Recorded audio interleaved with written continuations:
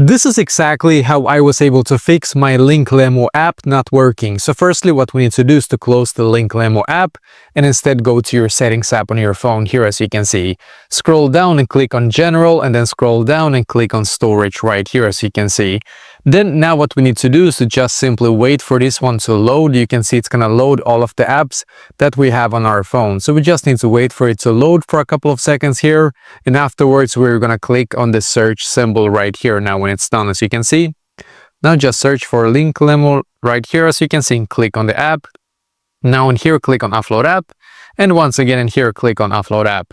Then click on the Reinstall App button. And then just simply wait for the app to update to its latest version. I'm going to show you now. You can see it says loading here.